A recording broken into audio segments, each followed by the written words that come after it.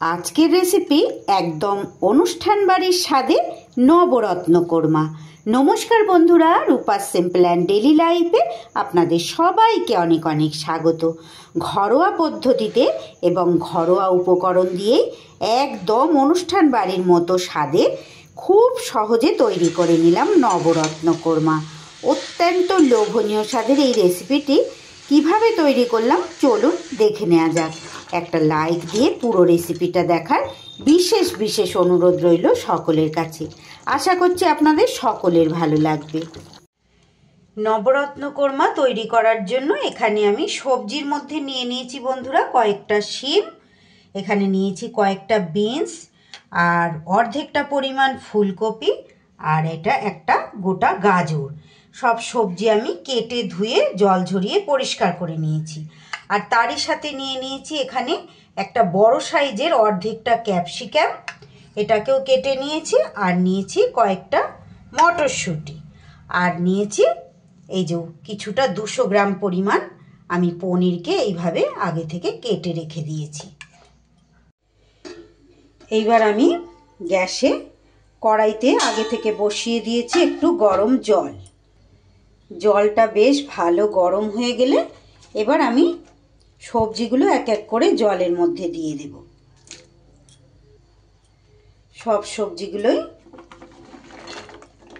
জলের মধ্যে দিয়ে আমি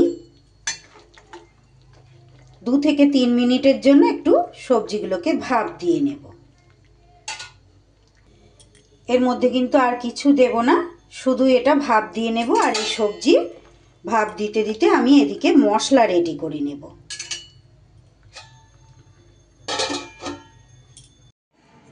আমি এখানে পরপর দুটো মশলা তৈরি করে নেব। প্রথম মশলাটা তৈরি করব বন্ধুরা, সবার প্রথমে আমি এখানে দিয়ে দিচ্ছি অল্প পরিমাণ একটু চাল মগজ, তারই মধ্যে দিয়ে দিচ্ছি 1 চামচ সাদা তিল, আর দিয়ে দিচ্ছি 1 চামচ পোস্ত। এটাই আমি শুকনো অবস্থায় আগে একটু গুঁড়ো করে নিয়ে তারপর একটু জল দিয়ে একটা মিহি পেস্ট তৈরি করে নেব। এবার আমি এই মশলাটাকে একটা পাত্রে ঢেলে নিচ্ছি। একটা পাত্রে ঢেলে নিয়ে এইবার এই মিক্সির বাটিতে এবারে দিয়ে দিচ্ছি আমি 4টে কাঁচা লঙ্কা, আর দিয়ে দেব খুব সামান্য পরিমাণ 1/2 ইঞ্চির মতো আদা, আর একটা টমেটো।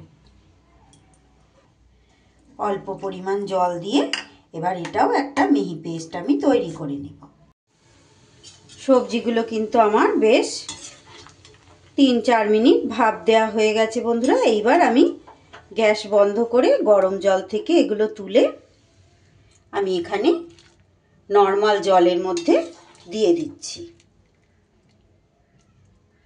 এতে করে সবজির রংটা খুব সুন্দর থাকবে।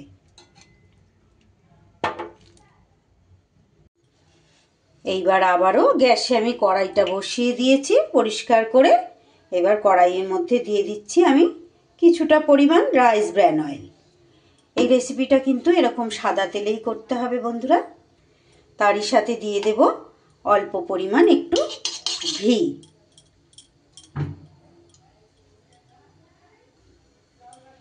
তেল আর ঘিটা খুব ভালোভাবে গরম হয়ে গেলে সবার প্রথমে পনিরগুলোকে আমি ভেজে নেব।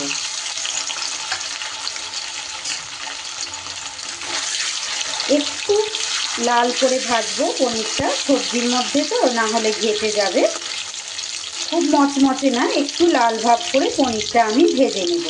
আমার চ্যানেলে নিত্য নতুন রেসিপি পেতে প্লিজ বন্ধুরা আমার চ্যানেলটাকে সাবস্ক্রাইব করুন, পাশে থাকা বেল আইকনটা অল করে দিন, যাতে যে কোনো রকম নতুন ভিডিও আপলোড করলে সাথে সাথে আপনাদের কাছে নোটিফিকেশান পৌঁছে যায়, আর আপনারা সেটা সময় সুযোগ মতো দেখে নিতে পারেন। আমার চ্যানেলে নতুন বন্ধু পুরনো বন্ধু সব বন্ধুদের জন্য এক রাশ ভালোবাসা, অনেক শুভকামনা বন্ধুরা। আমার আজকের রেসিপিটা যদি আপনাদের ভালো লাগে প্লিজ বন্ধুরা একটা লাইক করে দেবেন, ছোট্ট একটা কমেন্টের মাধ্যমে জানিয়ে যেতে ভুলবেন না যে কেমন লাগলো। আর খুব বেশি ভালো লাগলে একটু বেশি বেশি করে শেয়ার করে দেবেন। আপনাদের একটা লাইক আর একটা কমেন্ট কিন্তু নতুন নতুন ভিডিও তৈরি করতে আমাকে উৎসাহ যোগায়। একদম ঘরোয়া পদ্ধতিতে ঘরোয়া উপকরণ দিয়ে চটজলদি কিভাবে এই রেসিপি তৈরি করে নেওয়া যায় বন্ধুরা, একদম অনুষ্ঠান বাড়ির স্বাদই কিন্তু পাবেন, সেটাই আজ আমি শেয়ার করছি। নিরামিষ দিনে তো আমাদের নিরামিষভাবে একটু মুখরোচক রান্নাবান্না করতেই হয়, তাই যে কোনো নিরামিষ দিনে এই রেসিপিটা আপনারা কিন্তু তৈরি করে নিতে পারেন। পনিরগুলো কিন্তু আমার বেশ হালকা রং ধরার মতন ভাজা হয়ে গেছে, এর বেশি ভাজবো না বন্ধুরা। এবার আমি এগুলোকে তেল থেকে তুলে নেব।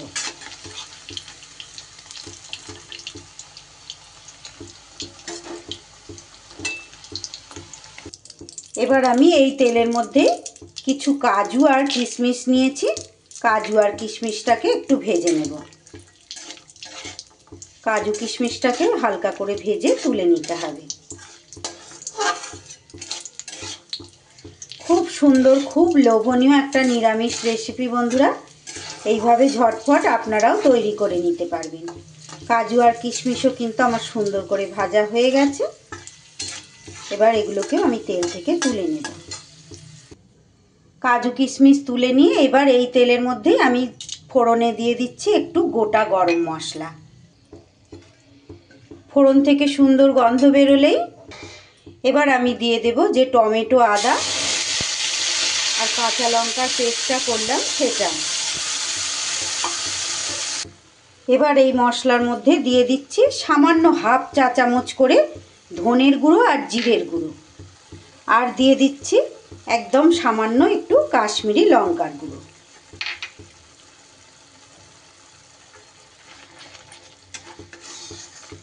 এবার সুন্দর করে মশলা কিন্তু আমার কষিয়ে নিতে হবে, টমেটোর পুরোপুরি জলটা যতক্ষণ না শুকনো হয়ে যাচ্ছে।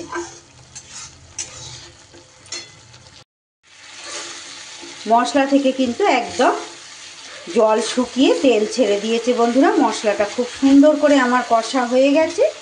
এইবার এই পর্যায়ে আমি দিয়ে দেব আর একটা মশলা যেটা পেস্ট করলাম সেটা, পোস্ত, চালমগজ আর সাদা তিল, সেই মশলাটাও দিয়ে দিলাম। এবার আবারও সুন্দর করে এই মশলাটাকেও কষিয়ে নিতে হবে। এবার আমি এর মধ্যে দিয়ে দিচ্ছি পরিমাণ মতো নুন, আর দিয়ে দেব খুব সামান্য পরিমাণ একটু চিনি। সব মশলা এবার খুব সুন্দর করে আবারও কষিয়ে নেব। এই মশলা থেকেও যখন এইভাবে আস্তে আস্তে তেল ছেড়ে দেবে বন্ধুরা, তখন এই পর্যায়ে আমাকে দিয়ে দিতে হবে সিদ্ধ করে রাখা সবজিগুলো। সব সবজিগুলো আমি দিয়ে দিলাম। এবার হালকা হাতে সবজিগুলোকেও মশলার সাথে একটু নাড়াচাড়া করে কষিয়ে নিতে হবে। এখানে আমি মটরশুঁটিটাও দিয়ে দিলাম, আর তারই সাথে ক্যাপসিকামটাও কিন্তু আমি দিয়ে দিলাম। খুব ভালো করে এবার নাড়াচাড়া করে নিতে হবে। আমার আজকের রেসিপিটা যদি ভালো লাগে প্লিজ বন্ধুরা একটা লাইক করে পুরো ভিডিওটা দেখতে থাকবেন। আশা করছি আপনাদের প্রত্যেকের ভালো লাগবে। খুব সুন্দর, খুব লোভনীয় একটা শীতকালীন সবজি দিয়ে এই নবরত্ন কোরমা নিরামিষ দিনে ভীষণ ভালো লাগবে। আপনারা এটা ভাতের সাথে তো খেতে পারবেনই, তার সাথে কিন্তু রুটি পরোটার সাথে দুর্দান্ত লোভনীয় একটা রেসিপি। এই পর্যায়ে আমি কাজু কিশমিশটাও দিয়ে দিচ্ছি। খুব ভালো করে আরও একটু সময় আমি নাড়িয়ে নেব। আমি ঢাকা চাপা দিয়ে সবজিটাকে এইভাবে মশলার সাথে নাড়াচাড়া করে নিয়েছি বন্ধুরা। নুন দিয়েছিলাম, তাই জন্য সবজি থেকে কিন্তু কিছুটা হলেও জল ছেড়েছে, সেইটাতেই সবজিটা আমার খুব ভালো করে সিদ্ধ হয়ে যাচ্ছে। কষাও হচ্ছে, সেই সাথে সিদ্ধও হয়ে যাচ্ছে। এইবার আমি এই পর্যায়ে দিয়ে দিচ্ছি ভেজে রাখা পনিরগুলো। পনিরটাকে দিয়ে আবার অল্প সময় একটু ওপর নিচে করে দেব সবজিগুলোকে। সবজি কিন্তু খুব সুন্দর করে আমার মশলার সাথে কষানো হয়ে গেছে। এইবার এই পর্যায়ে আমি দিয়ে দেব আগে থেকে একটু উষ্ণ গরম জলে বন্ধুরা আমি 200 ml জলের মধ্যে একটু গুঁড়ো দুধ গুলে রেখেছিলাম, সেই দুধটা দিয়ে দিলাম। আমার ঘরে গুঁড়ো দুধ ছিল বলে আমি গুঁড়ো দুধ গুলে এটা ব্যবহার করলাম। আপনারা এখানে লিকুইড দুধ কিন্তু ব্যবহার করতে পারেন, যে কোনো দুধ দিয়ে এটা কিন্তু আপনারা তৈরি করতে পারেন। দুধটা দিয়ে দেওয়ার পর এবার আমি আবারও ঢাকা চাপা দিয়ে মিনিট 5 সব সবজি সুন্দর করে সিদ্ধ করে নেব।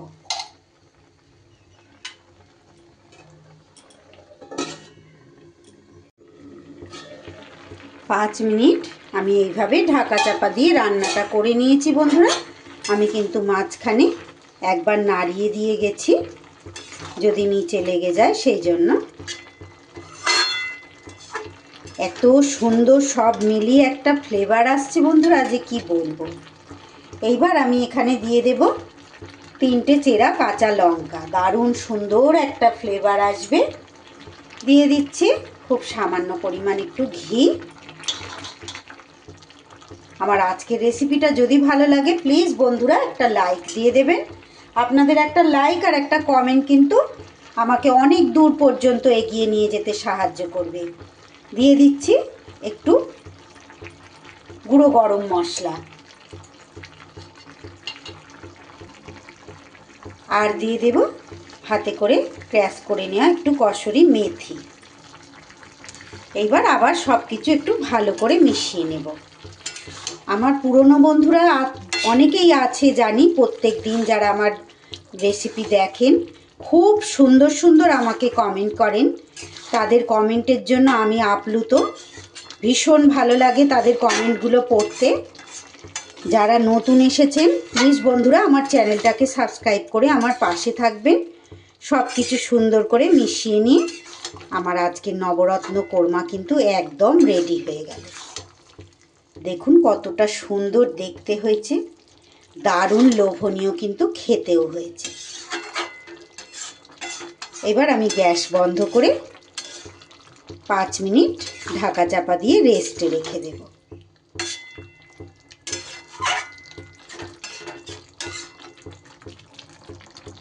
ঘরোয়া পদ্ধতিতে ঘরোয়া উপকরণে অনুষ্ঠান বাড়ির স্বাদে নবরত্ন কোরমা একদম রেডি। আজকের রেসিপিটা এখানেই শেষ করছি বন্ধুরা। সবাই খুব ভালো থাকবেন, সুস্থ থাকবেন। আবারও ফিরে আসছি নতুন কোনো রেসিপির সাথে। সকলকে অসংখ্য অসংখ্য ধন্যবাদ।